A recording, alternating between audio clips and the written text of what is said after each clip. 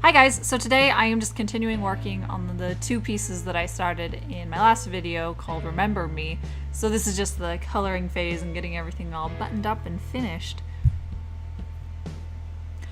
I wanted to be very sure that these two pieces would have a very harmonious color scheme between both of them, since I will be displaying them together. They're meant to be a set of illustrations.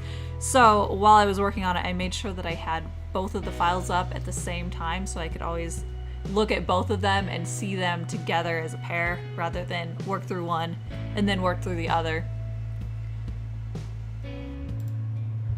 So as I was working through these two pieces, another thing that I did to make sure that they looked very similar, they looked like two pieces that are meant to be one, I made sure that when I did one step on one piece, I would immediately do that same step on the other piece.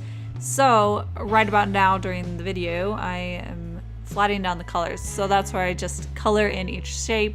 That way I can get something down and I can manipulate the color as I want, but it's much easier to get it just there already.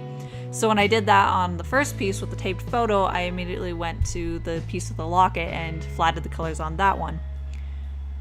And then I followed through with that on all of the other steps in this piece. So when I started adding shading, I would do that first on the one piece and then immediately on the other. And the reason for that is that it really helps me be able to emulate the same types of marks that I do in each piece.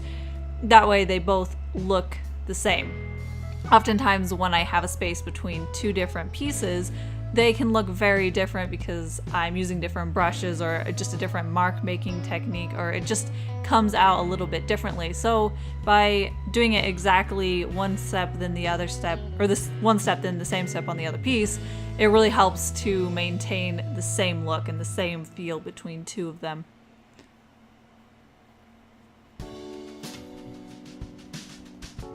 I decided for the two different color schemes that I wanted one to be warm and one to be cool so that they have kind of this complementary look where they're opposites. But through saturation, I made sure that they really fit together. They have a fairly desaturated look to both of them. So without having too bright of colors on either one of them, it makes sure that they look similar by way of how bright the colors actually are, even though the colors are on very different ends of the color wheel.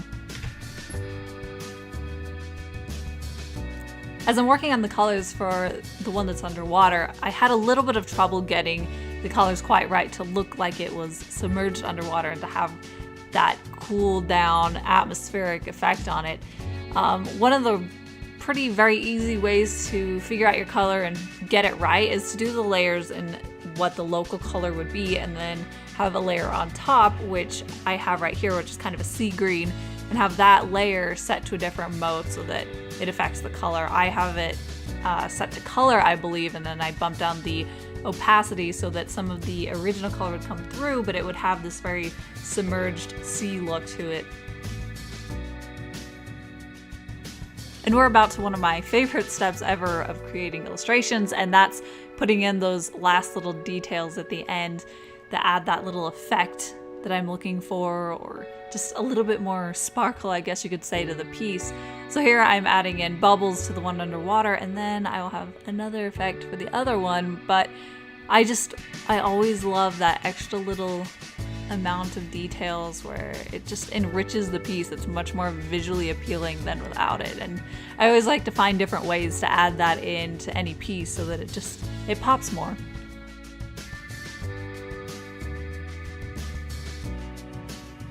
And that is pretty much it.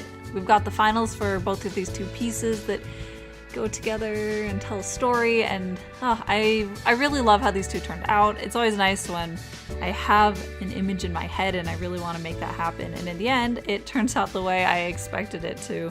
That's always nice. As I was working on this piece, I was getting a lot of new ideas for a series of videos that I'd like to do, mostly different techniques or basics that I really need to get some refreshers on. So I'm pretty excited about that. So don't forget to hit subscribe so you can catch all those future videos. And thanks again so much for watching. I will see you at my next video.